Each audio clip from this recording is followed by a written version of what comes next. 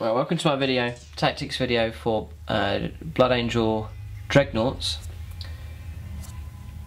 Two Dreadnoughts that I would take.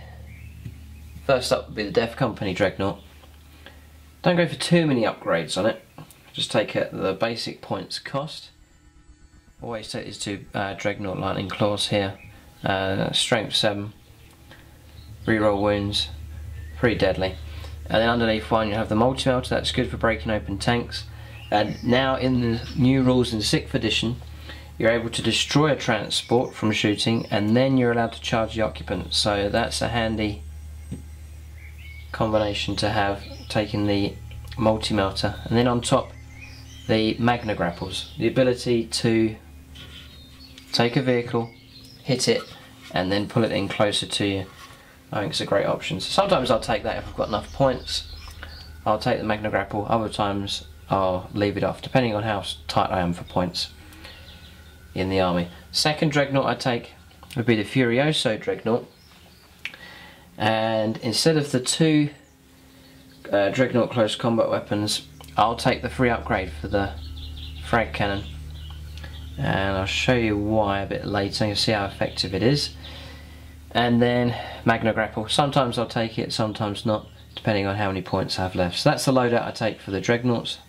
And they're effective, they are effective. If you're transporting them in the Storm Room, you're able to be more selective about your targets, because once they're deployed, they may not last a couple of turns. The opponent will see them and shoot them. So you want to be able to deliver them to the opponent's position and take out the target without coming under any kind of fire.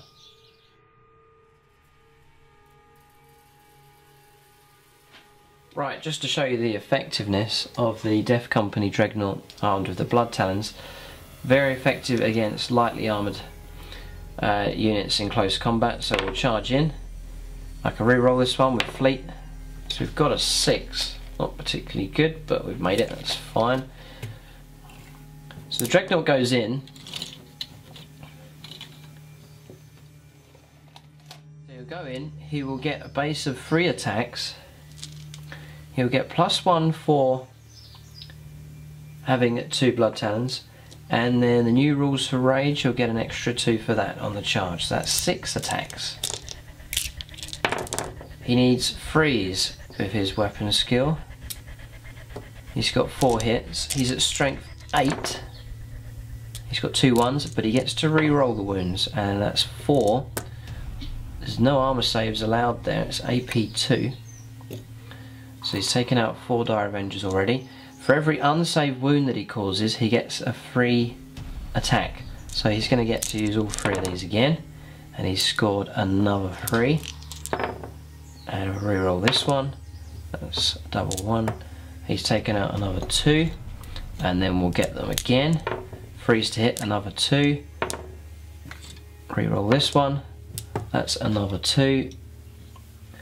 And then they're unsaved, so he goes again, 2 more hits and 2 kills. That is actually a wipeout. So he's diced up an entire unit of Dire Avengers there. That's the effectiveness that you can have with this Dreadnought, and that's why he's in my Blood Angel army.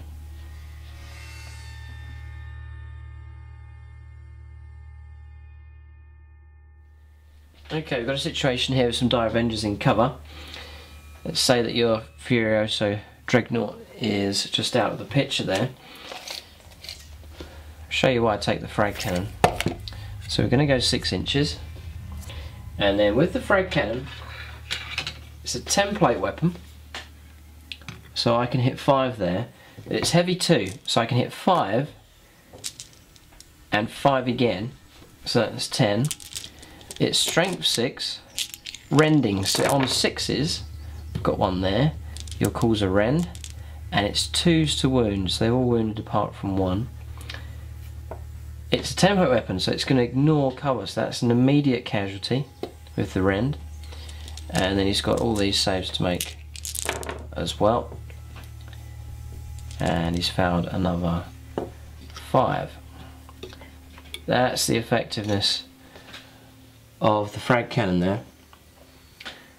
It's handy if you are wanting to charge a unit that's pretty tough, if he's got a high armor value and you want to reduce his numbers down before you go in for the charge, especially if you're trying to reach, say, it's Space Marines and there's a Power Fist in there, you want to get to that by removing other casualties, then that is a helpful upgrade to take. So you're immediately taking off a whole load of casualties before you've even charged into combat with that frag cannon. If you're transporting this in the Storm Raven, you can drive it right up to your opponent and then you're able to get in range of this template weapon. So that's why I take the Furioso Dreadnought with that loadout. It's pretty effective when you can get it in that close.